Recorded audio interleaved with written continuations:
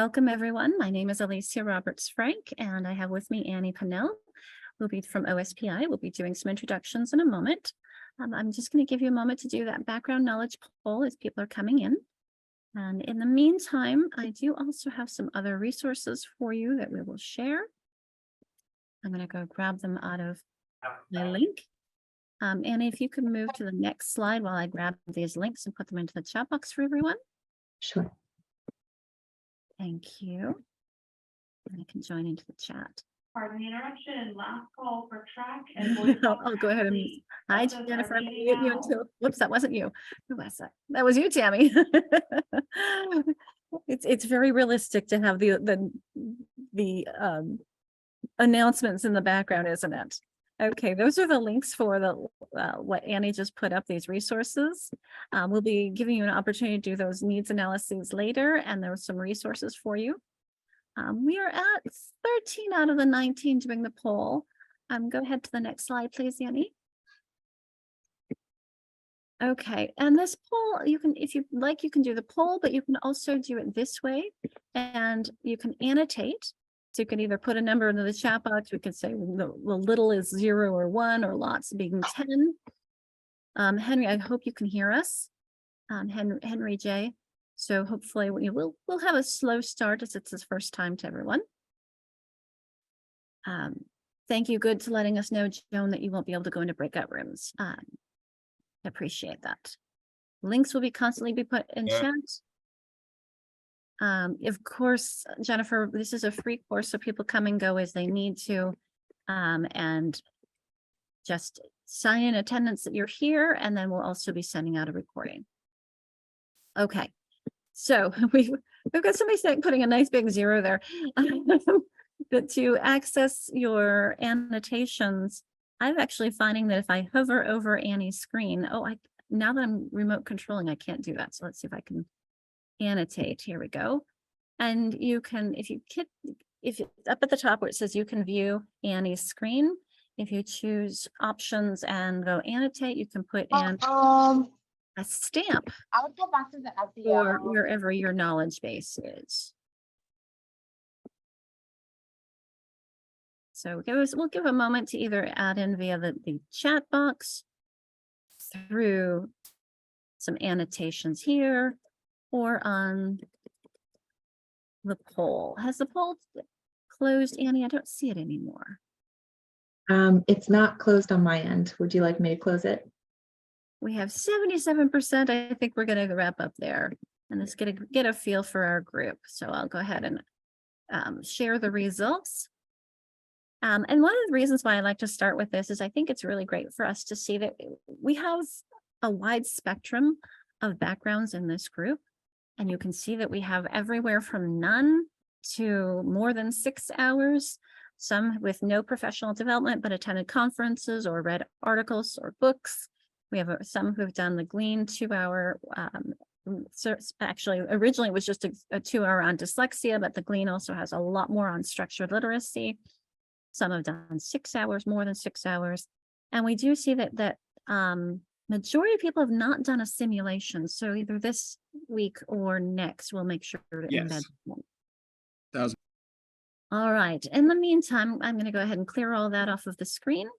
And Annie, can you go on to the next slide? And I'll see if there are any things in the chat box we need, or in the notes we need to grab to make sure that we are all together on this. Okay. So this is just a recognition of the native lands on which we sit, and I like to always share resources when I can, including a native lands map so you can see where you are. So I'll put those in the chat for you. There we go, there's my chat. And I'll also be putting the attendance link back in for anybody who comes in after I posted it the last time, since I know that you can't access what was in the chat box before. And I also invite you all to share, if you know, the native lands where you are. But one of the things that I think it's important for us to recognize and remember is that, could you move on, please, Annie? I'm juggling too much. There we go. Is that acknowledgement is but a first step. It does not stand in for relationship and action, but it can begin to point toward deeper possibilities for decolonizing relationships with people and place. We also recognize the pain and trauma from over 400 years of racism in the United States.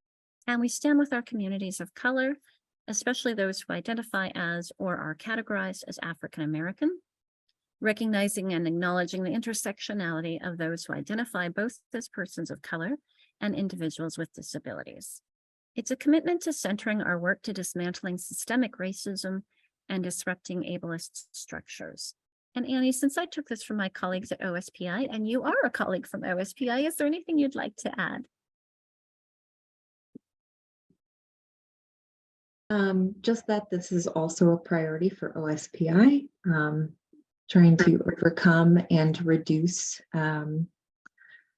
issues of equity in education. And so we appreciate your commitment to students, and I'm excited to be here with you in this learning today. Thank you, Annie. And while you move on to the next one, I do have a link. It's not on about African Americans, but it is Asian American and Pacific Islander Heritage Month. And I found a link from PBS, which is 31 stories for 31 days. And so I thought I'd put that into the chat box for you as well. So what you're seeing now, thank you, Annie, are the guideposts of our series where I try to put these onto our slides. They're reminders for us. It's a reminder to call out and pay attention to some practical strategies that we tried to embed. And sometimes I see those as implicit, and I need to make sure that they're explicit because not everyone sees things the way that I do. So hence this practical strategy here is to have these guideposts or these indicators, because they really help your kids and they help you as well. Help me remember everything, especially if you're teaching secondary and you're teaching the same class again and again. And you think, did I remember to say that? And so you want to make sure that you say things to each group. So the handouts piece will take you to a link. So one of the links I already put in was a resource guide. And at the top of that resource guide, you'll see a link that says Dyslexia 101 handouts. Those are things you can print out and take and have with you. So that's a place where I'll make it draw attention to those. The little 3 heads will be an activity for you to either engage whole group with using the chat box or using the annotations, or it'll be a time when we'll go into breakout rooms and have small group discussions. The time to reflect. I always try to build that in, and I'm not always good at it. So little by little, we'll try and make sure that we have enough time for you to process and verbalize, to internalize. And then I already mentioned the practical strategies. And then the resources will be things that are listed on the resource guide. And I just remember I talk a lot with my hands. I'm going to take off my background and so that my hands don't disappear for us. In the meantime, Anna, will you skip on to the next slide? There we go. Okay.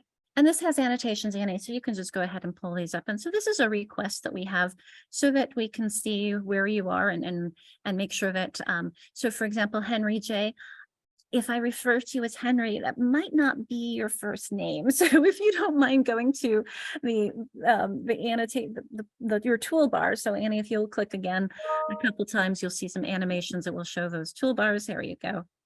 So that's how you can rename yourself. Thank you, Jill. And then we also, if you wouldn't mind putting a comma after your name and what district you're with, so that it gives us some context as you're sharing. So thanks, Matt, for adding Mukilteo. We've had some Mukilteo folks with us in the past. Thanks, Tammy. And so just if you'll take a moment and rename yourself, that will be helpful for you. If you need any help with that, both Annie and I can help. If you just put it into the chat, we can add that on for you. So the next thing that she's highlighted, the mute button, that is for unmuting if you'd like to contribute. And thank you, Nina. I was just about to say, as someone without any background noise, I don't mind if you stay unmuted, but if there's something that's distracting us, we'll go ahead and mute you until it's your turn to talk. Same thing, Jill. I don't hear anything. And so if I hear something, I'll find out who it is and I'll mute you. Otherwise, feel free to stay unmuted. I do like that. I've decided this. I need to have the mute in real life. It gives me an opportunity to pause and listen and think before I have to reach to the unmute. And it forces me to pause a little bit. So the reactions one that she brought up next, that's where you'll find the raised hand option. So if you click again, Annie, you'll see that if you pull up reactions. One thing I will say is that, you're sharing, so I can't use my disappearing line. So the raised hand, Annie and I can make it disappear. This one will disappear on its own. And the middle ones, you have to unclick if you click them yourself. So I really ought to take them off, but I haven't yet done that. So these are the communication icons. The view options we talked about a little bit already with the annotations. You can see me drawing on the screen, and you are welcome to do so as well. For me, this is a way for us to engage, add on stamps. That's what we were doing earlier, is the stamp feature there. And then the format button that she just highlighted will change the color of whatever you're writing or drawing with. Go ahead, Annie, it's okay.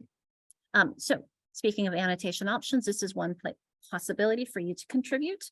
These are the teaching and learning beliefs of my agency, and I changed color, and my agency communications people made me some icons of the words that are important to me, because above all else, the most importantly is that when given the opportunity, all students can learn. I do what I do because I believe so strongly that all teachers can teach. Oh, Catherine, thank you for the question. I love having cameras on, but I understand when cameras are off. So no problem. This is totally appreciated. Yeah, that's why I like to have at least Annie, and now I can see Jill, I can see Tammy, I can see Jennifer. I love getting the nonverbal feedback, but if your life is not conducive to having a camera on, we're all adults, and you'll see on the next slide, one of the most important things to me is giving each other and ourselves grace. But before we go on to that, I just want to give a moment for people to connect with some of the words you see here and either add a stamp or something into the chat box. What is something that stands out to you? What do you want to focus on today? Or what are you connecting with?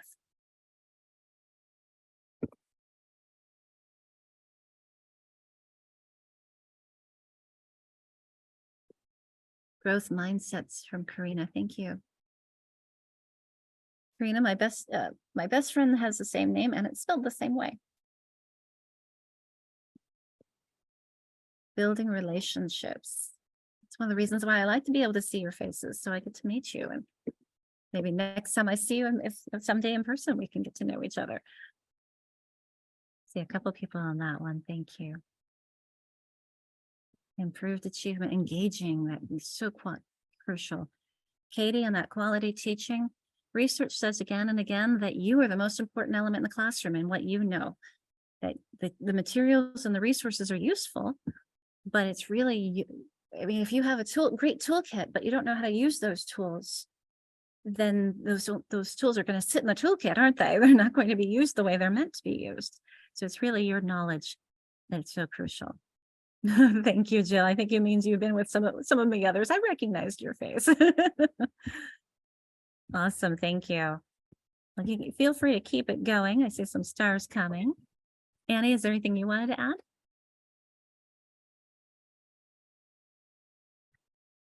Annie says, I'm juggler. We're good. I'm trying not to press too many things because then it forwards the slides. No problem. I'll go ahead. We'll go ahead and go on to the next one. And these are our norms, or how we want to engage with each other. So I really call them requests rather than norms, because I want to talk about normalizing differences. And so maybe normal isn't exactly our goal. So hence I ask that we all stay engaged. We use our time with each other wisely so that we are getting the most out of it, and listening with open hearts and sharing openly, because that's how we learn, is through verbalizing and exploring our different perspectives and grappling with it.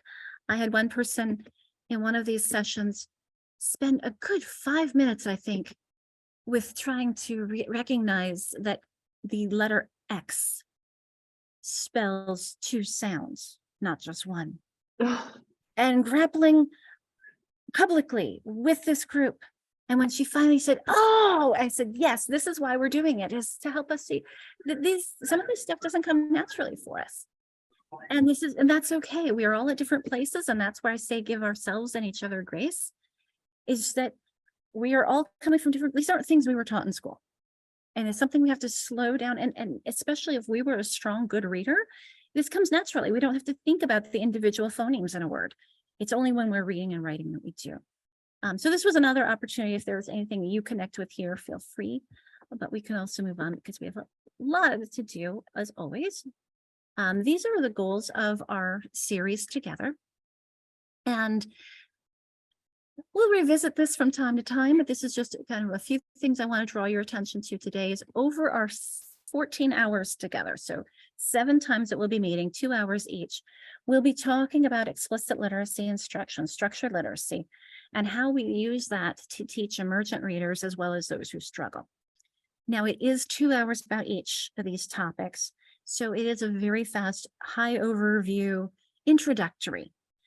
We do have a 6-hour class on each of these different topics where we spend a whole day diving in. So unfortunately, that series just finished up last month, but we will be planning again a monthly series starting next October.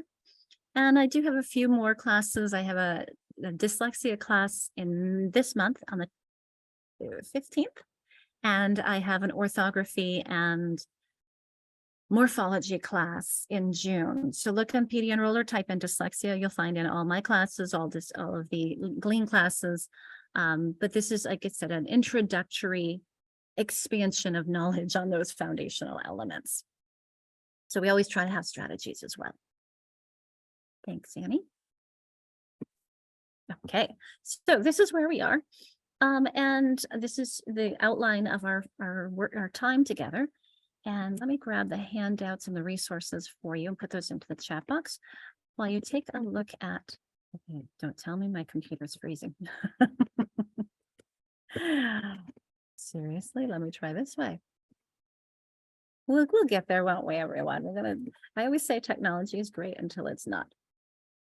So I always have a question of, are these links, are these, the resource I'm going to get for you is that handouts and resources for those who haven't gotten it yet, as well as I'll repost in the chat box for you our attendance link. I often get a question about whether or not my slides are available. Most of them are not because I haven't yet made them all ADA compliant. However, I do invite you to take screenshots of everything you need to. I just put it in for you, Nina, the resources, the tinyurl.com explicit literacy instruction. And I'm going to grab for you the attendance link and repost that in as well. There you go.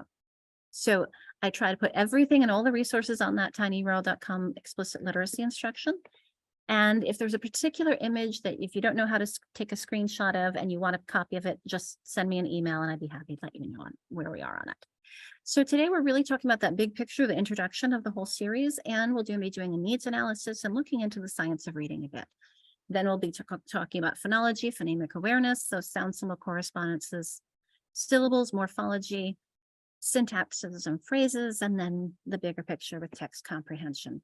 It's a lot in 14 hours, but like I said, it's an introduction and we have lots of opportunities for digging in more. So let's start off with a little bit of introductions. I saw that there were people who have never had any of my classes before. So I'll start with a little bit about who I am. And as I'm introducing myself, and I'm going to ask Annie to do the same, I invite you to take a look through the others who are with us to see who's joining us and what area you're joining us from, so you can click through on the pictures. I'm also going to put into the chat box a Jamboard. And when you open that Jamboard, you'll notice the first frame is just the first frame from my slide deck. But then the second frame is, and if for some reason it says period 5, I don't know how that got renamed as that.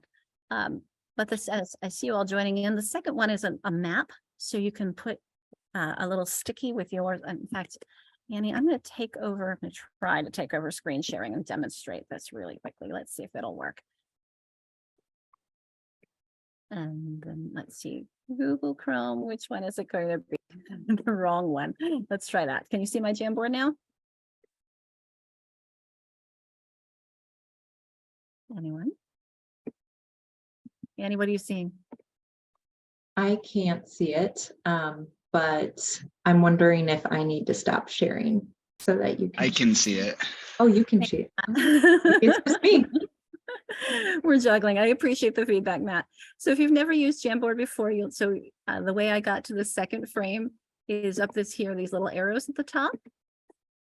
And over here on the left is our toolbar. So I'm going to make a sticky note with my name on it.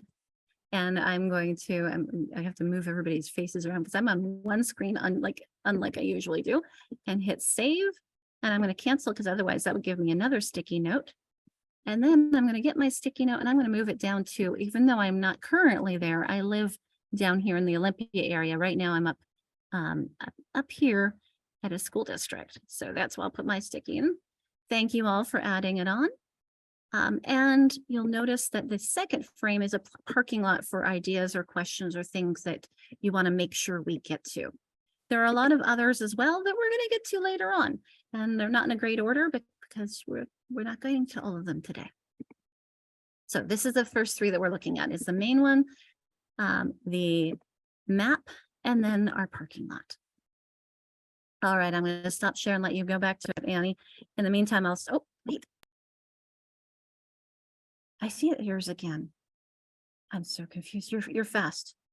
I see your screen. I don't know what's going on. I didn't see anything that you just did. So this is a little wonky for me. I'm sorry. That's okay. Jill, can you see my screen with the star?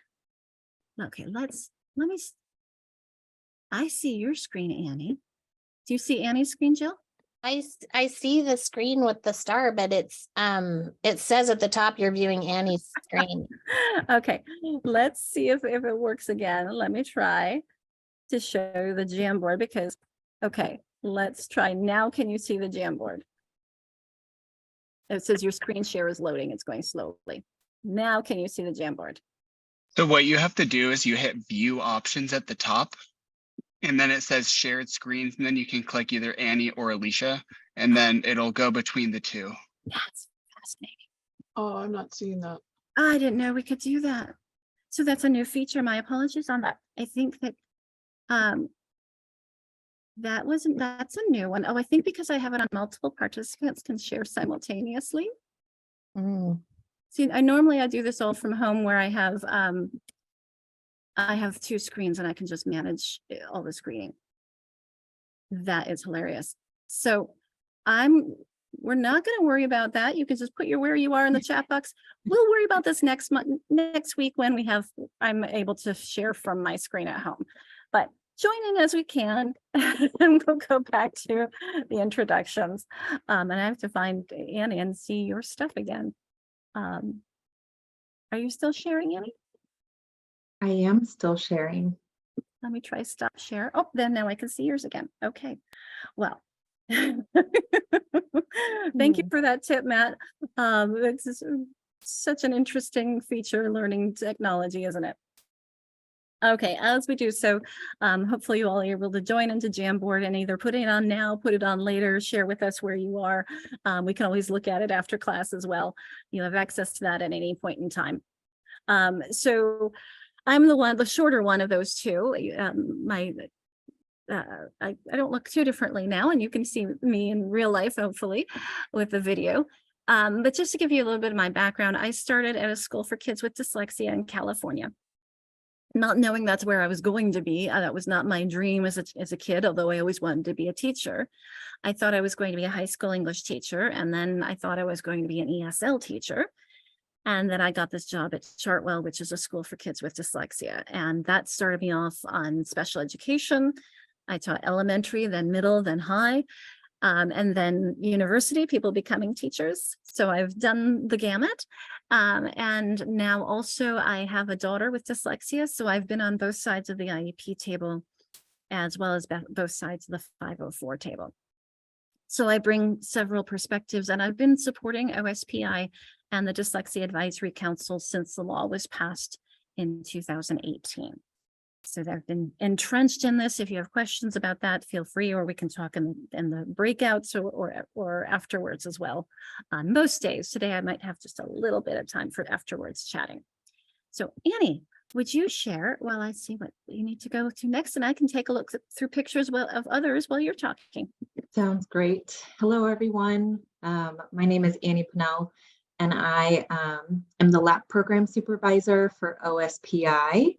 And just in case you don't know what LAP is, although many of you may be familiar with it, you may even be LAP teachers, which would be amazing. Hello for any LAP teachers out there. But LAP is a state-funded program that supports effective and efficient supplemental supports for students who are not yet meeting academic standards in basic skill areas such as math and literacy. It's often called the state sister program for Title I Part A in Washington State. Before coming to OSPI, I worked at Vanderbilt University in our public schools, implementing a reading comprehension intervention research project. And before that, I was also a teacher. So I taught at various grade levels in elementary, secondary, as well as post-secondary. So I'm super excited to be with you today. And this is my first time joining Alicia. So I'm so excited to learn from her and learn alongside all of you. Thank you, Annie. So I'm going to take us, I think, to the next slide. Here we go. And as Annie was talking, I was setting up our breakout rooms because I think it's important for you to have some opportunity to kind of think about previewing and where we're going to be talking and what we're going to be talking about, and jumping into your own thoughts and sharing with each other as quickly as possible. But before I open those breakout rooms, I'm going to put into the chat a link and that is to a survey. So I just put that in. And that survey is something that I'd like you to please do and contribute to either today or between today and the next week's class. And it talks about common definitions. It talks about the things we'll be talking about over the next 7 weeks.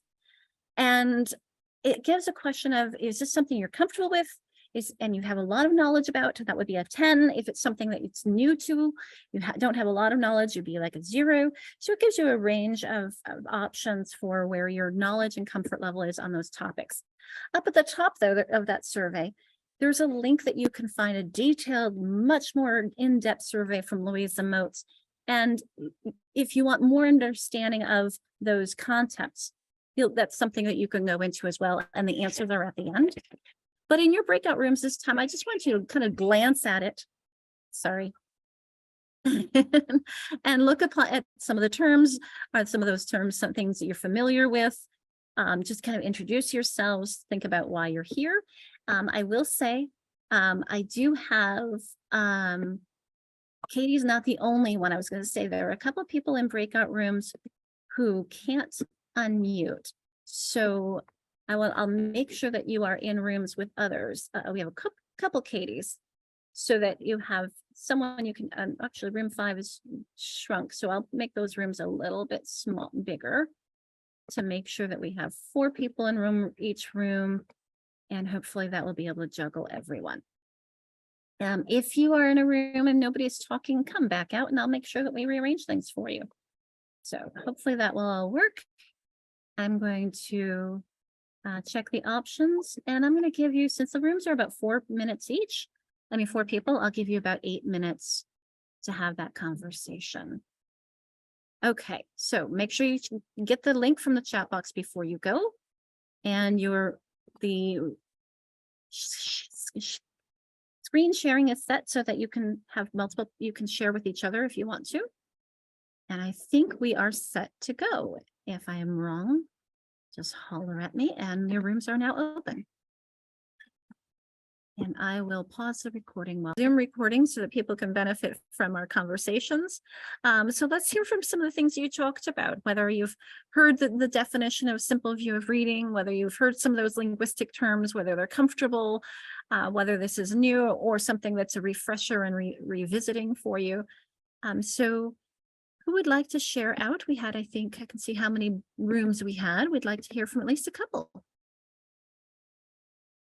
Notice how we said a representative from each group will, but if we can have a couple groups, we'd be happy. So I think we had 6 rooms. there anyone who'd like, hi, Jill, go ahead. Okay, I was just gonna say that in our group, I was in a group with some specialists or whatever. One was an ELL person and one was an alternative education person. So I think we all kind of had a pretty okay heard of these things and worked with them in some point in our career. So it sounds like yours would be on the more experienced side. Thank you, Jill. And what's your role in East Valley? SLP. SLP. Oh, yes. I Yeah. always appreciate having my SLP partners with me. Thank you, Jill. How about another group? And I take notes so that I remember.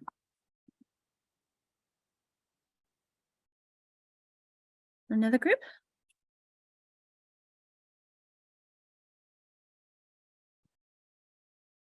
Some processing you did or thoughts? Well, in room 4, we found a couple of us are not currently teaching right now, whether looking for our next assignment or being a stay-at-home mom. We also had a school psychologist. Hmm. I hope that's the right title, with us. And so I'd say we've all experienced to some degree in different ways, but maybe less on the super experienced end of things. Mhm. Thank you, Deborah. I love having the variety.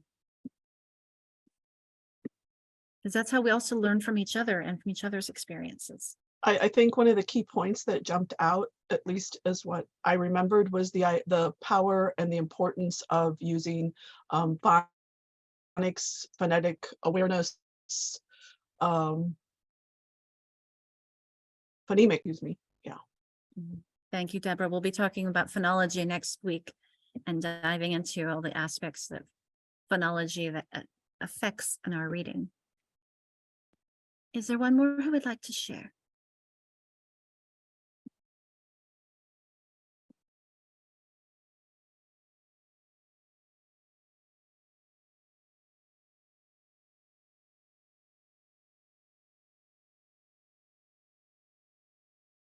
The invitation's always there, so if you change your mind, just raise your hand. In the meantime, let's see if I can, there we go. We're going to talk about the big picture of reading. I'm just going to bring all this up. It'd be easier than going click, click when I'm not on my own computer. This image comes from Sally Shaywitz, and I've had somebody give me feedback once that it was a little bit confusing in this format. So I'm actually going to draw a line for us to recognize that really when we're talking about that big picture of reading and what we call the simple view of reading that we'll be revisiting again and again, we're talking about what's up there above the line. That in order to read with comprehension, you need to be able to get the words off the page yourself. That's the decoding, that's that word identification. It's also word recognition. So identifying it is figuring it out, that's the decoding, but recognizing it as if on sight, as if absolutely automatically, that's what our goal, isn't it? And then we also need to understand it. But the reason why, and there's Deborah, you mentioned the decoding piece here. Let me see if I can get, I'm not screen sharing, so I can't use a little highlighter here, but I'll put here. You mentioned that phonology. Notice that our phonology is the most direct route to decoding, because it's really the basis for how we link those sounds in our language to the symbols that we write and read. But notice how too, all those other components that go into comprehension, there's discourse, there's syntax, there's semantics, my understanding of how the language system works. Those really are a lot of the pieces that go into language and my understanding of it, if someone were to read it to me.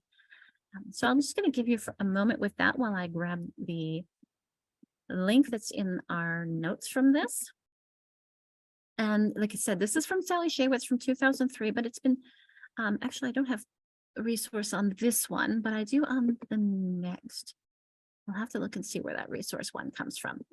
Let me grab this one from, my links are not coming up on here, but there is a reference on this in the simple view of reading that I will pull up for you when you're in your breakout rooms. I'll make myself a note. But this is, like I said, Sally Shaywitz's version. This one, thank you, Annie, for going on for me, is another way of looking at reading and comprehension that I think is really complex. And that's one of the reasons why I like to include it. is that it's really the pieces that are required for reading comprehension. So Annie, if you want, click again, you'll see this blue area up there, the red, sorry, I didn't know we were starting with red, not blue.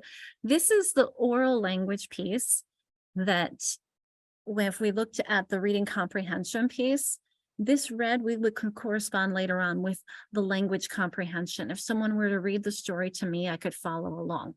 But take a look at the things in those boxes. Look at what goes into your knowledge, life experience, content knowledge, activation of your prior knowledge, your knowledge about texts. This goes into my understanding of what I'm reading, but so does my ability to understand the language. So if my oral language skills, that's expressive and receptive. So Jill, one of our SLPs who's with us today, will really be supportive in helping with my oral language skills, whether I understand when people are talking to me or not. My knowledge of language structures, so how these words are made. When you have your little kids who are saying goed instead of went, because they're learning that ED and they're learning that language structures, but they still need to get a little further to get into the more common grammar that we use and the words we use. And then we see that cultural influence that really comes into both language and into knowledge. We need to have that in both places. The blue that Annie has highlighted is the word reading piece. This is the decoding. And you'll notice we start at the bottom with our phonemic awareness, and we're going to build up to my ability to read words fluently. So I start with my phonemic awareness, my understanding of the sounds. I translate those to the letters that are on the page. That's the decoding accuracy, which then if I get it right, then it leads to myself being able to do it automatically. And we call that rate, but it's really automaticity. Because you don't want to go too fast, you'll lose comprehension. You don't want to go too slow, you'll lose comprehension.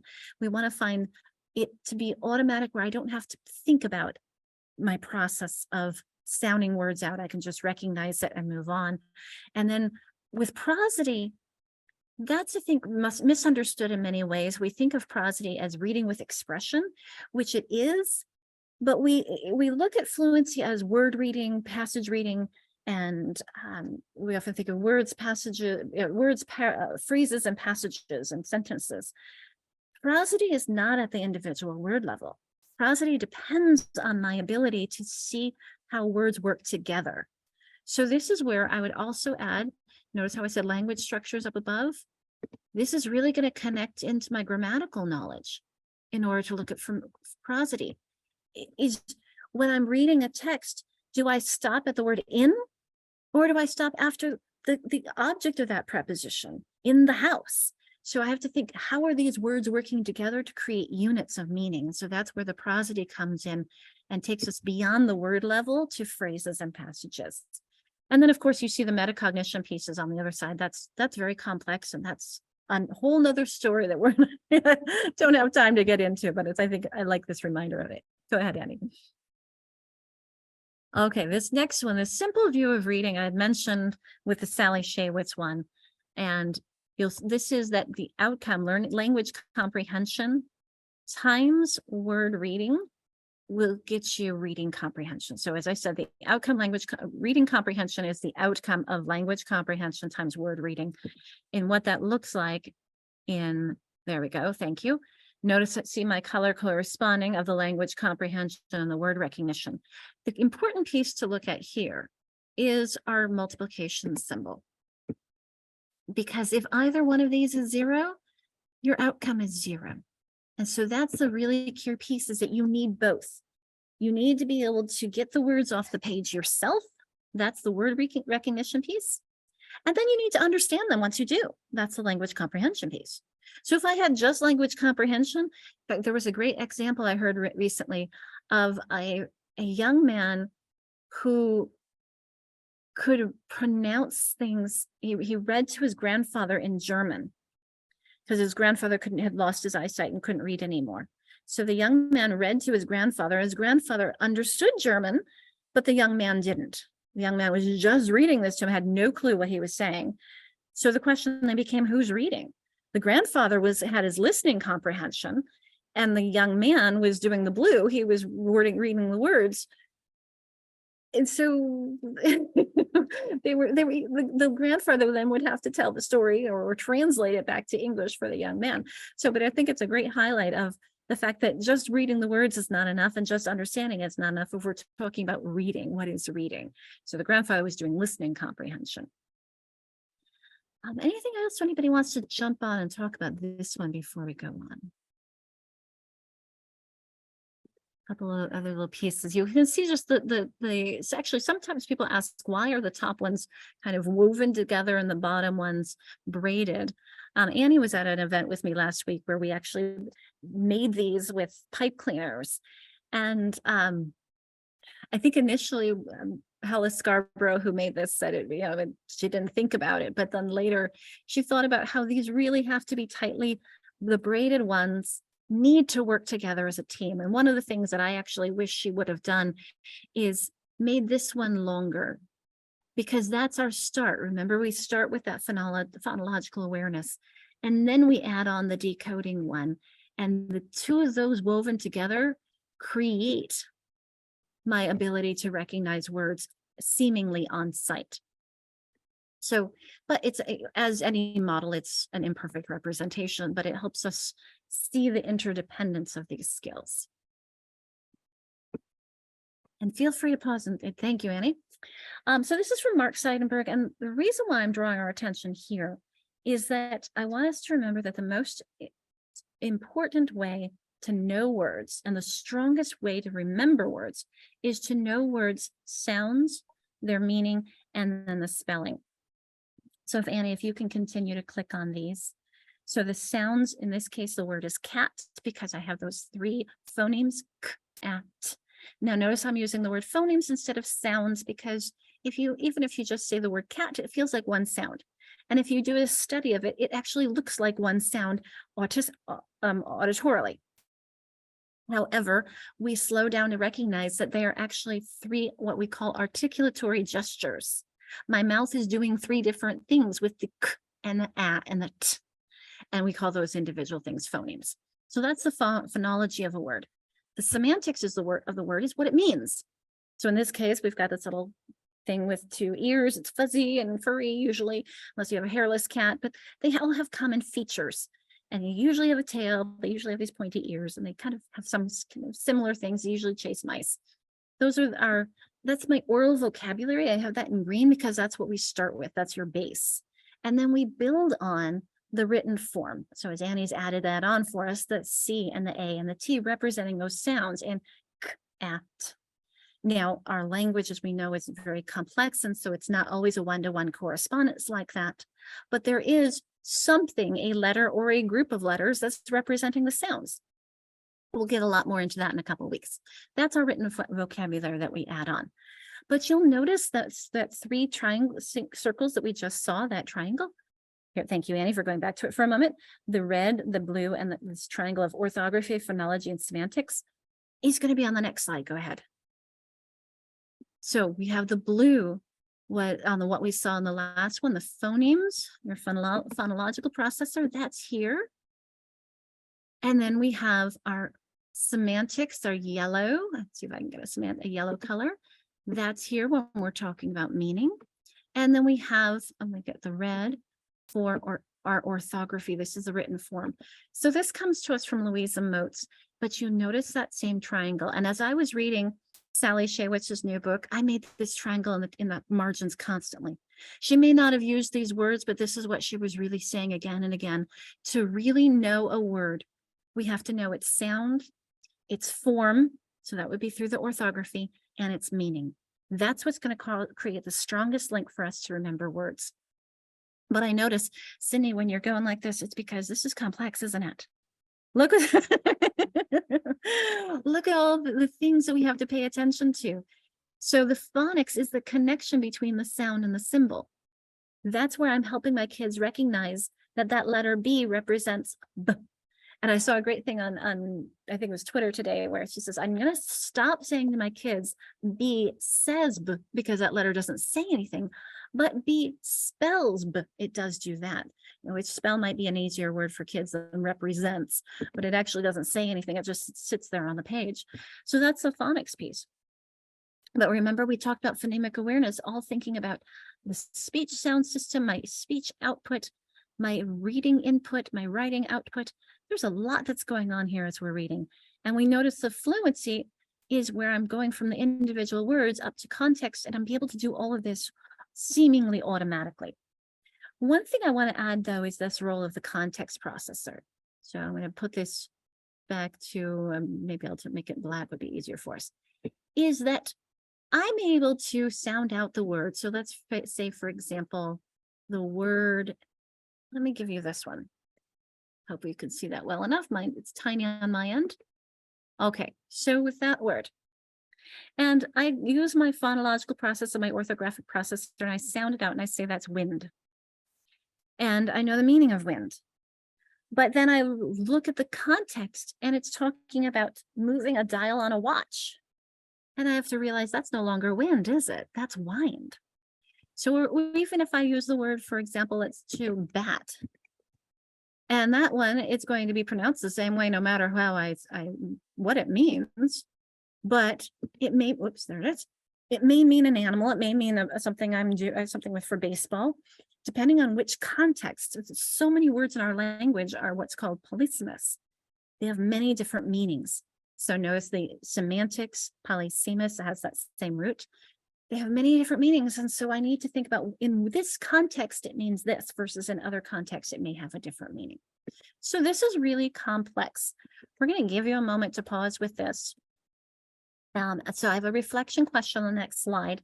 And if you'd like, we can go back to this complex slide for you. But I want you to think about what we've talked about in these last slides.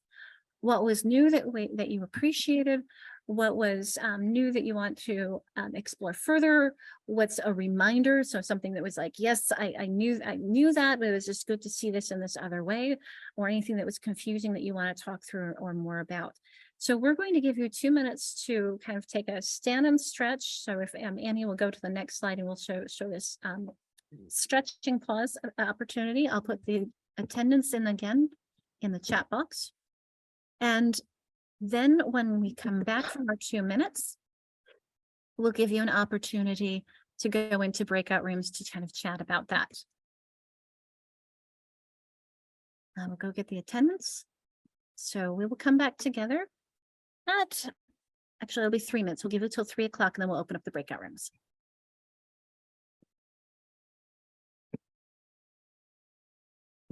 And I'll remake them since we've had some people come in and out. There's the attendance link. And I will pause the recording. We gave you some processing time, both individually and with your group. Hopefully you all had some good conversations. And let's hear some sharing out. We had, I think, 4 rooms. I had them bigger this time. Maybe I'll make them a little bit smaller for the next one. So because I want to make sure that you have them, as long as it works with the number of people who are actually talking, because I want to make sure that most people can talk. And I feel like sometimes when you're in smaller groups, you're more likely to talk than in larger groups. I'm seeing some nods, so thank you, Jennifer. So who would like to share out from your room or some of your discussion or something you heard or connected with? So my room, we just kind of like appreciated the fact that we're getting the opportunity to kind of renew this kind of stuff because we've seen it in, for me, it was like my master's program. And it's like, okay, well, it's totally different to see it while teaching versus being a student. Oh, I appreciate that, Matt. Someone else started at the same time who I didn't see, but who else would like to, was that you, Jennifer? Oh, yes, sorry. Yeah, so I was in room 4. So for I can talk from what I really liked and then our group's perspective. I really liked the very philosophical, Schrodinger's cat type of, or the forest, if a tree falls in the forest, the grandfather and grandson. To me, that was I just learned really only through concrete examples. So it was oh, okay, now this is such a perfect way to show that word recognition and language comprehension, you really need them both. You really can't almost tell, it could be a debate as to who's reading and or even if anyone's reading. Mm-hmm. And then for our group, I just kind of wrote down. So we appreciated, I feel like most of my group has more experiences with this than me, but everybody kind of appreciated the review of the terms and seemed like they were familiar with them. I was familiar with probably about 70%, but so it was good. It was hard to keep up only for me because I was like, well, I don't know what this means. So, but once I got to it, I was good. But it was just more processing time. But I think I'm probably at the way lower end.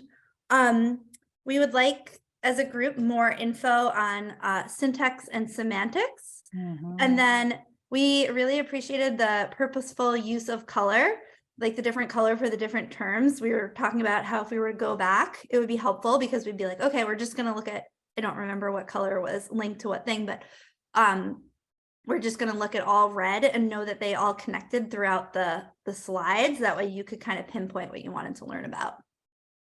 Thank you, Jennifer. I appreciate especially the call out on syntax and semantics because I feel like we don't pay attention enough to that. But we will be going in an order kind of more of how we learn, and that, you know, focusing on the phonemics first, because too, I think so oftentimes we think we know about phonology well, and that there's always a lot more to learn. So thank you on that, Jennifer. I appreciate that. How about one more?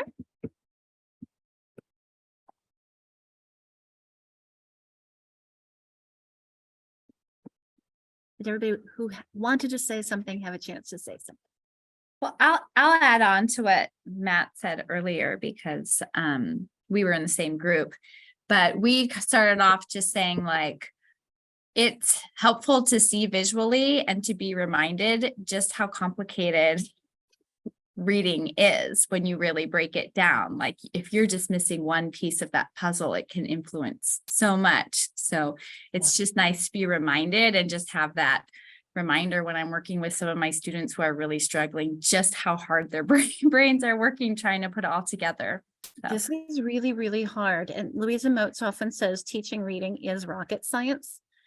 And interestingly, she was on the National Reading Panel, and the man who was organizing and kind of facilitating the National Reading Panel wasn't a reading specialist himself.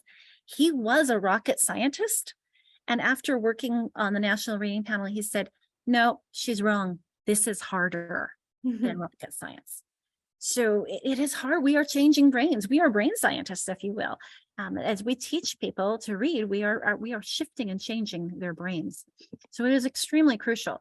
So speaking of the brain, so I want us to take a moment on the definition of dyslexia here that was adopted in Washington, because this is a label we use for, remember you mentioned the colors, Jennifer, and we had the language comprehension, that's the red, and the word recognition in blue.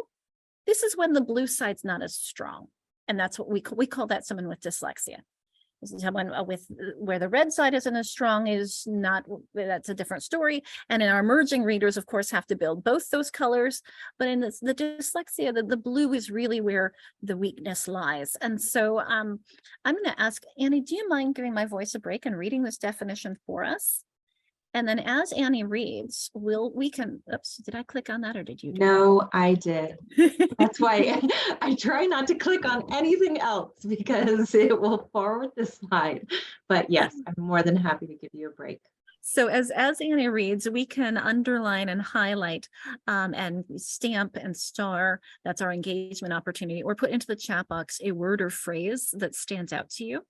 I will also give you the link where this comes from and where you can find it. Although the definition, Annie, I know we're working on the website.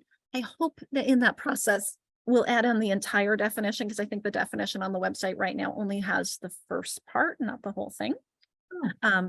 This is the definition that was adopted by law in 2018. You can see the RCW there. And I do ask that if you're going to stamp and annotate, that you wait until Annie's read a word before you make it illegible because of stamps and annotates on it. So go ahead, Annie. I appreciate that. I've done this before. Yeah, I can tell. Dyslexia means a specific learning disorder that is neurological in origin and that is characterized by unexpected difficulties with accurate or fluent word recognition, and by poor spelling and decoding abilities that are not consistent with the person's intelligence, motivation, and sensory capabilities. These difficulties typically result from a deficit in the phonological components of language that is often unexpected in relation to other cognitive abilities. In addition, the difficulties are not typically a result of ineffective classroom instruction.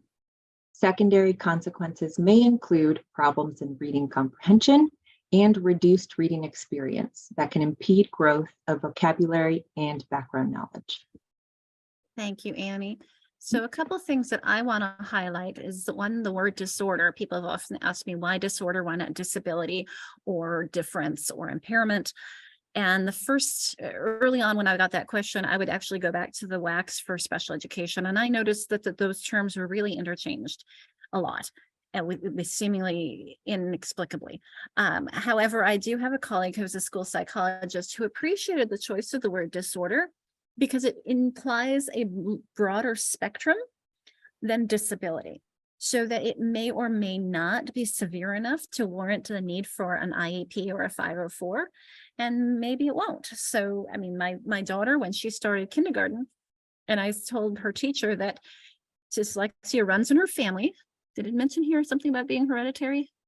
I don't think it did. It does not, no. I was going to That is highlight. surprising, actually. So I told the teacher that dyslexia runs in her family and that she has issues with phonological awareness.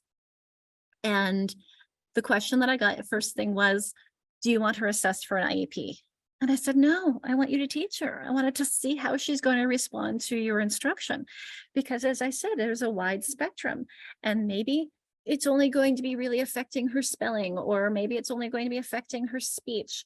And while I was wrong, we did end up on an IEP in first grade, but I wanted them to have that opportunity to get to know her first, rather than just jump right off the bat and have that assessment. Another piece that I draw attention to is the word neurological, because this implies that we can see it in the brain as people read. Jill says disorder may be more changeable and disability more permanent. That's a really interesting question, because either way, dyslexia doesn't go away. It's something that I can learn to compensate. I can learn strategies, and I can change my brain. In fact, good instruction has been found to actually rewire the brain of people with dyslexia to be more like people without. But many adults, even if they've become very good readers, adults with dyslexia will say, this doesn't go away. I can see it in how I speak. I once saw a very successful man who was a businessman get up and speak in front of people, a bunch of teachers, and he said, hello, I'm so-and-so, and I'm dyslexic. And all the teachers in the room nodded and thought, yes, you are. Because it's like when someone says the best thing you could do for dyslexia is prevent it. Well, I can tell you as a parent, I saw dyslexia before my daughter ever saw words. I wasn't sure, but you could see it in the way she spoke. You could see it in her word naming, in her mixing up. Oftentimes she would mix up words like for concepts, so opposites. Hot, cold, up, down. She would tell me she was cold, and so I knew that meant I better take her coat off because she was hot. It was tricky for a while. Most kids go through a why stage. She went through a why not, which she actually did mean why.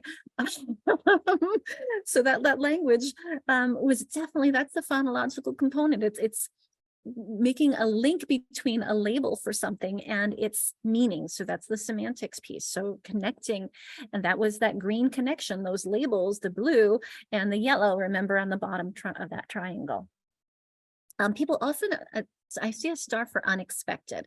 Somebody asked me recently and said, but is it really unexpected when we see the struggles, or we see somebody who is struggling with the phonemic awareness? And I think it depends on whether or not we're looking closely enough.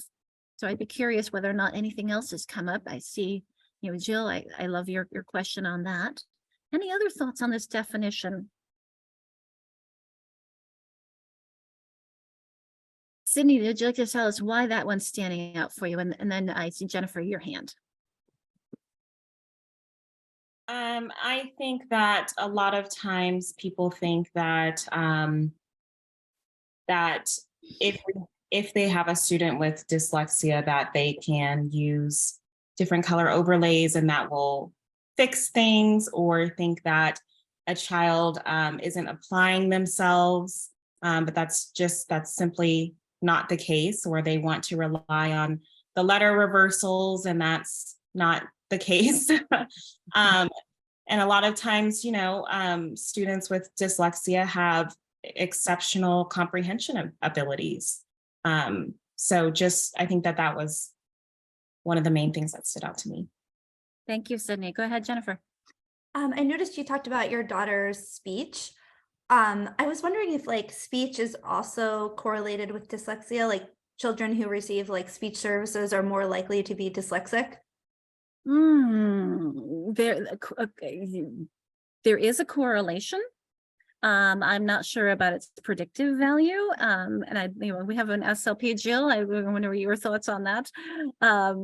But they do very often correlate that, especially that with students with any, I'm trying to remember the exact term for a speech disabilities or difficulties with language disorder particularly are more likely to have dyslexia. Jill, did you want to add anything on that? I didn't even know until just this last year that dyslexia had anything to do with phonological. I was in the boat where it was reversals and it was all a vision thing, and they just saw things differently in their brain, the way they I guess took in visual information. So this is super intriguing for me. But I do see kids who have also reading difficulties and have had speech issues, but it's not necessarily the language as much as it is the articulation. But there's definitely a relationship though. that's just what I've noticed. And Jennifer, going back to the examples with my daughter, she didn't get early speech services because, as Jill said, she didn't have articulation issues. But it was something that I noticed with, like I said, those opposites. Particularly, she would mix up things like bagel donut. And it's only until, she's 12 now, and I think she now will say the correct holiday name. I think it was even last year if she would talk about Christmas and she meant Halloween or vice versa. And so there are things that she just gets the wrong word out, and that comes with a lot of practice and a lot of practice. So yes, on that. Well, toward that end, I also like to share. So a lot of people said they hadn't done a disability simulation. So this is a simulation that kind of how Sydney pointed out, this is not the colored overlays, and it's not in the eyes, it's in the brain. So this is a simulation I like to do. So if you've seen and done this before, don't give it away for others, please. But I want to give you a moment to look at this and see if you can tell me what this is a picture of. And if you've never seen it before, you know what it's a picture of, please either raise your hand or put a yes into the chat box. You've never seen this before, but you can tell me what this is a picture of. And if you are, I think that was just the end of the day bell. I'm not seeing anyone. I was gonna say, if you can't see it, you're not alone, because I did this in a room of 50 master's students, and one person said yes. Rachel, you've never seen it before. Can you tell me what it's a picture of? Rachel's got it. It is a cow. I can see some skeptical faces. There you go. Do you see the cow? No, now we go back, Annie. Now, do you still see the cow? Oh, wow. And the thing is that she was right, and you can see this real quickly, and let's see if I can go back and forth on that again for us. And let's see. There we go. Thank you, Annie. And then back to the other one. Now, I can't see anything but the cow because I have meaning for this. And sometimes, exactly, Katie, that's exactly what I was going to say. You can't unsee it. We now have meaning to it. And that's what we do when we teach our kids the meaning to words, is that we help them translate what these squiggles, these lines and these curves and these dots, that those represent sounds. And then when we squish them together and we have them in a certain order, it represents a word. And then it becomes, you can't unsee it. Have you seen those signs that said, like, don't read this sign? You can't not. It's just because they've actually done studies that show an image of a tree and the word tree, and our brains react more quickly to the word than it does to the image. Now, maybe that's because tree could represent so many different iterations, whether it's a coniferous tree or a deciduous tree or whatever, but our brains react really, really quickly to text. But for those of us who are strong readers, that takes a lot of training for those who aren't, and for some of us on how we got here. So go ahead and skip to Annie, if you wouldn't mind. There we go. This is what it takes for us to get here. So we need to have our reading skills as well as our oral skills. So the reading skills across the top, the first one is representing our alphabetic principle, understanding the letters.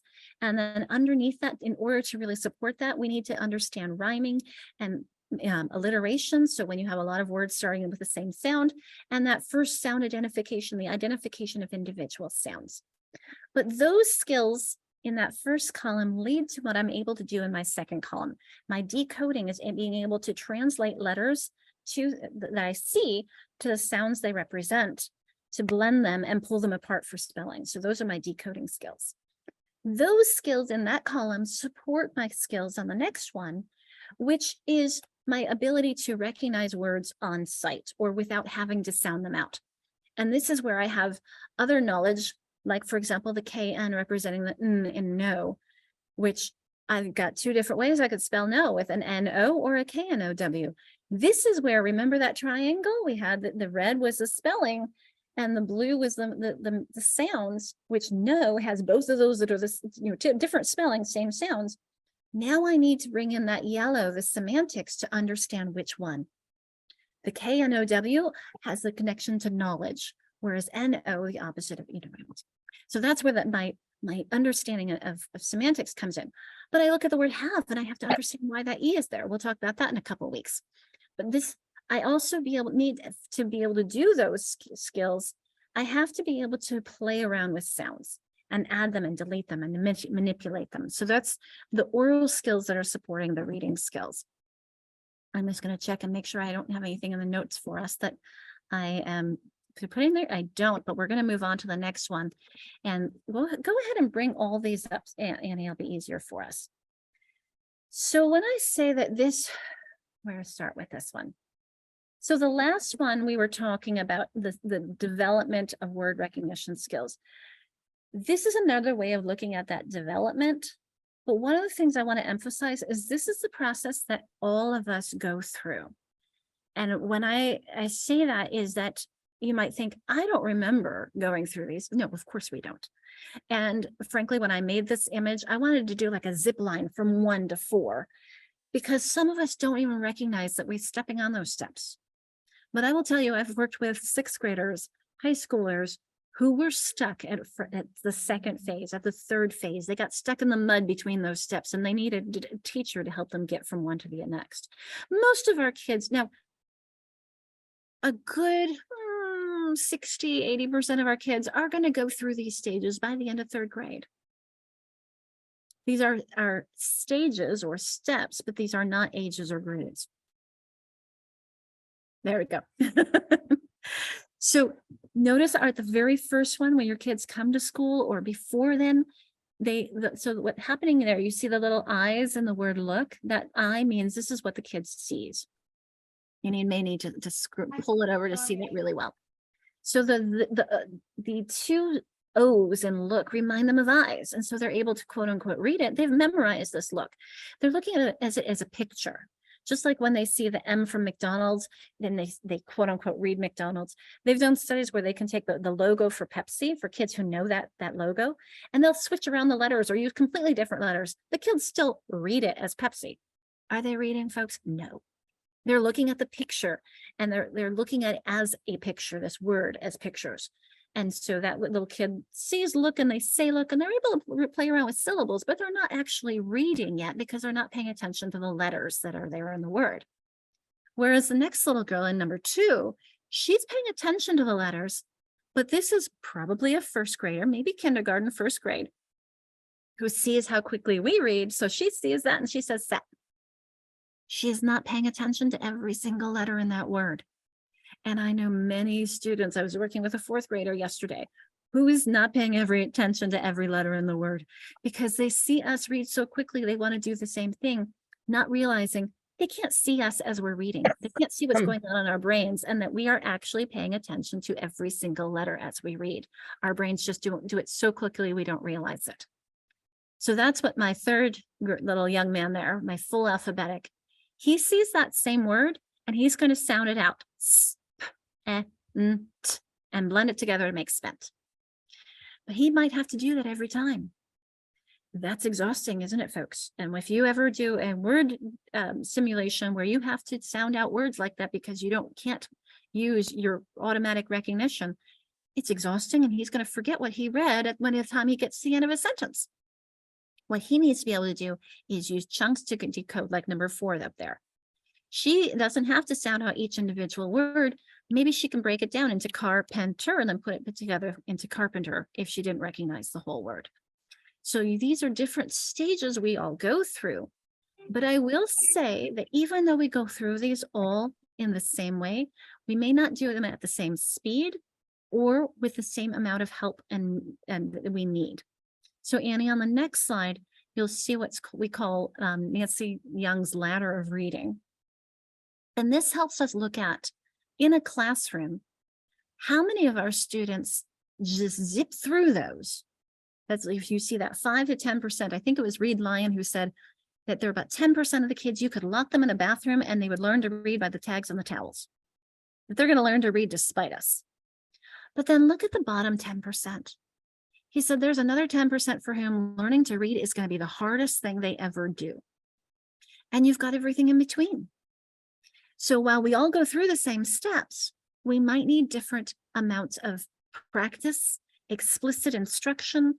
So some of those up in the green, you might pick it up and it looks like you haven't even gone through those steps. It looks like you went from 1 to 4 when your brain went through all those, but it looks like, boom, you've got it. No problem. Those processes seemingly didn't seem to happen, even though they did. They went on in our brains.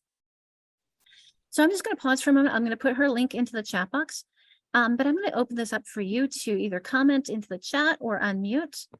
What's something that stands out from you on this? Where are most of your kids? You can stamp on it. Are most of your kids in green or in orange? And is this what your classroom looks like?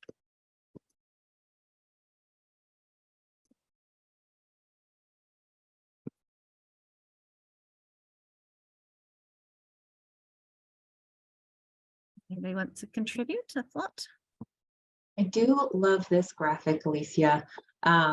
And I'm thinking of something that Rebecca said at the symposium we were at last week, clarifying that while structured literacy is essential for a few, it's beneficial for all.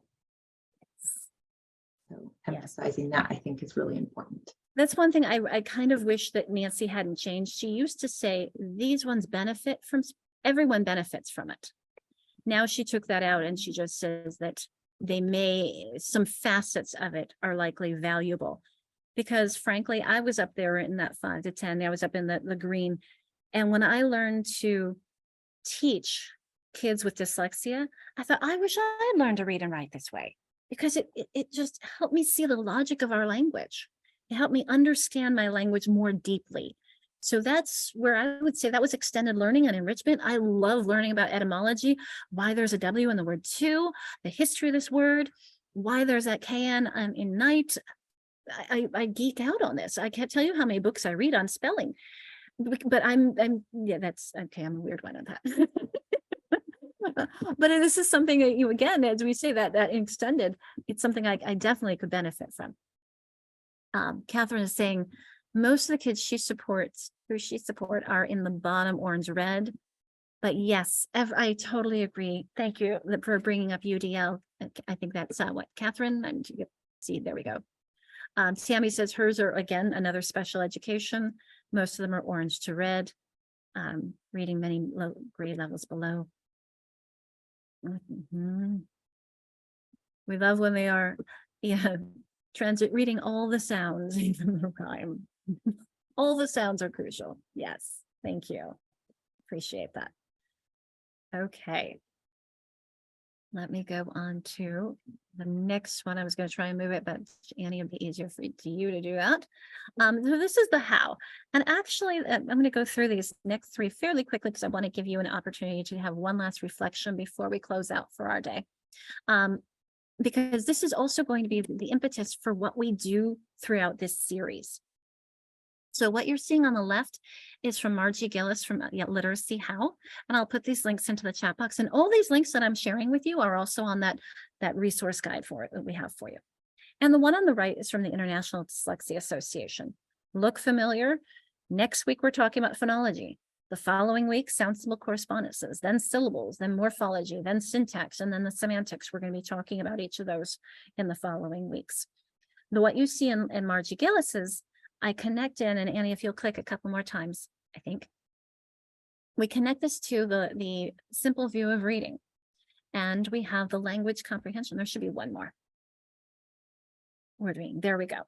So there's our word reading, is being able to understand the sounds and how they are represented in print. And so you could take that same on the other side, the phonology, the sound symbol, and the syllables. Those are all, and morphology kind of goes along with both. So even though it's under the red and morphology over there, we have to understand how morphemes are written too and how those affect pronunciation. So this is, even though we try to parcel these out into individual pieces, they really affect each other a lot. And the syntax that she has, I want to make it purple, which I haven't had a chance to do yet, because that's really the bridge between individual word reading. I remember earlier when I said that syntax is helping me go from individual words to phrases and understanding phrases, sentences, and clauses and passages. That's that sentence level skill. She used to call that fluency, and because she took these from the National Reading Panel 5, but she realized it's really syntax that bridges you to fluency, going from the individual words to the meaning over there. And so I think I do have a link on this. I will share with you those links from Literacy How and the Dyslexia IDA while Annie goes to the next one, which is, and this is actually a really fun one to go into. And so the one on the left is breaking down. So we have a lot of people here who would teach upper grades right here. And this is Margie Gillis's drilling down of how to figure out what's going on with a kid. I made that one on the left first based on her assessment of, okay, reading comprehension is our goal. If that's not working well, let's look at their vocabulary and their morphology. If that's not working well, let's look at their fluency. If that's not working well, let's look at their decoding skills. If that's not working well, let's look at their phonemic awareness side. But then I flipped it because I said, okay, that's for your older kids. So let's determine what's not working well. On the right, this is how we build up to those skills for our emerging readers. We need to make sure that their phonemic awareness is strong. That translates to their decoding. I think you've heard me say this a bit already, that we build on their fluency. The vocabulary, I kind of always wanted to have it up and down rather than, it's not a result, it's not in that particular order, but it is a place that's closer to the reading comprehension, because once I've identified the words, do I understand them? We've created our own here in Washington. I think it's the next slide. Am I right, Amy? Yes. And I'll put the link into the chat box of this handout as well. Hopefully it's on there. Yes, it is. And this is our structured literacy overview that feel free to share and share widely on this. Let me find the chat. But you'll notice again that same progression. We start with that oral language knowledge and we build on that, like Margie Gillis had it at the center, and everything is revolving around oral knowledge. We put it as the base. This is what we start with. Remember the green between understanding the sounds and understanding the yellow, which is the meaning. That's what kids come to school with. A lot of words, hopefully, if English is their first language, they understand the words you say to them, and they can use a lot of these words in their oral speech. Then we help them figure out how many words are in those utterances, how that a sentence is broken down into individual words. That's the phonology piece, that those get translated. Those words are made up of syllables, which are made up of individual sounds we call phonemes. Then the next step, that orthographic knowledge, that's how those phonemes are represented in print. And then we want to do that fluently, whether it be the recognition or the production. And that all leads to me understanding and being able to read and write passages and understand them. That's the semantic piece. The frame around the outside, that's the how. How do we teach our kids to do this? What do they need in order to make this stick for them? They need to make sure, especially for those who were up down in those orange, I heard a lot of you say your kids are more in the orange or the red zones down there. They especially need instruction that is systematic, sequential, cumulative, not having any gaps in their instruction here. The multisensory, the multimodal, you see me moving and doing things as I'm engaging with this. Diagnostic and responsive, finding out what their needs are and responding to their needs. And of course, direct and explicit, so you're not assuming what they know, you're giving them what they need. Okay. I'm gonna maybe we can skip the next one. We'll just go through that quickly. And as we pause here, I'm going to put up a little poll for you, asking who's heard of the new poll. Oh, back. There we go. Back button. They've changed things on me. It's a question. Ask who has heard of Appendix A by in the Common Core, and its resources on reading foundational skills. The reason why I'd like to do this is I want to help make sure that you realize if you have never heard of it, you're not alone. And the reason why you're not alone is look at what it's called. So I took a screenshot of its title. Research supporting the key elements of the standards and the glossary of key terms. We do know that some people have heard of it. We have some people who've read it through and know about these pages on those foundational skills. I'm so thrilled. But a lot of people never heard of that it's existed. It looks like we have 71%, close enough. I'll show you our heterogeneous group there. Got a little bit of everything. Nothing in that title tells you, does it? Did I hit share? Yes. I'm going to stop sharing.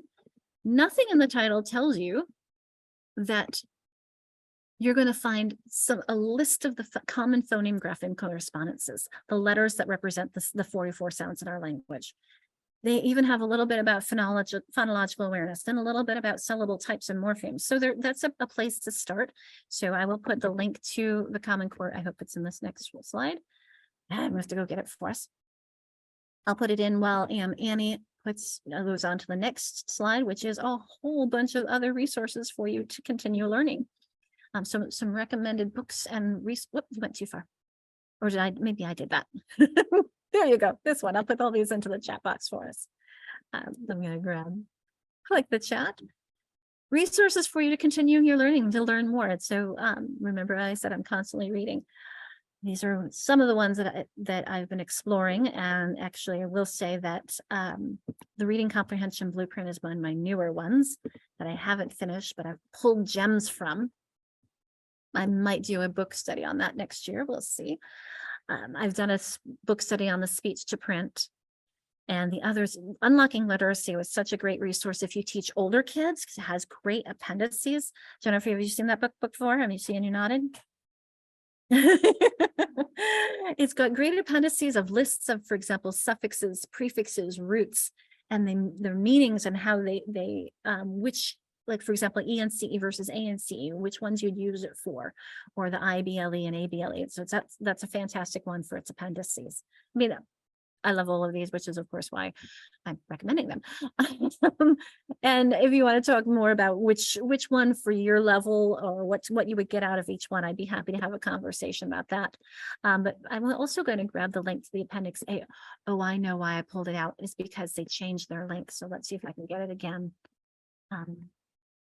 Appendix A, Common Core State Standards. Okay, you can find it on Achieve the Core site. So I'll put that into the chat box for us. Because last time I did it, people said, oh, it didn't work. So I have a good one for you. Okay, so we're going to do one last breakout room where you're going to process, kind of summarize and think, what is it that you want to work on thinking about between now and next time? Please also, I will grab the survey in case you came in after I shared that. So I'll make sure that the attendance link is in. You don't need to assign in the attendance more than once, but if you haven't done it yet, you need to make sure you do that to count for today, especially if you want clock hours. And then I'm also going to grab the survey so that we can see what this group's needs are. So between now and next time, I ask that you take a look at those. And I'm going to put us in breakout rooms for, do we have time for 8 minutes again? There's a digital clock now. Here we go. Maybe 6 minutes. I'll go a little bit less so that we have an opportunity to share our whole group. Just outside of Yakima and Richland in between. Thank you. Yeah. I'm kicking myself that I wasn't recording that discussion because I think that was an important piece. I'll have to add it in the notes for the when we share out the recording. There was a question that Lisa put in about if there's a difference between a specific learning disability in reading versus in dyslexia. And I mean, I would see just the specific learning disability, then we have 3 subsets in reading and math or in writing. And the subset of reading would be either for word reading. Remember, we have those yellow and red, I mean, not the yellow, the red and the blue, language comprehension and the word reading. The word reading piece, the blue, we call that dyslexia. The word reading piece, the language comprehension piece, we don't really have a label for that so much. It's more of a language comprehension. And I think where we drill down and why do we, it's important to use the word dyslexia is to help understand it's a difficulty with the word reading versus the language comprehension or both. So it's really a descriptive term rather than a diagnostic one. I mean, yes, you can go to the doctor and get a diagnosis. I haven't for my daughter. I haven't found the need, but I definitely use the term descriptively to help us all understand what her needs are. So it is after 4. I don't want to keep anyone past anymore. I apologize for taking us. I think this has been a great conversation. I'm going to go ahead and stop the recording.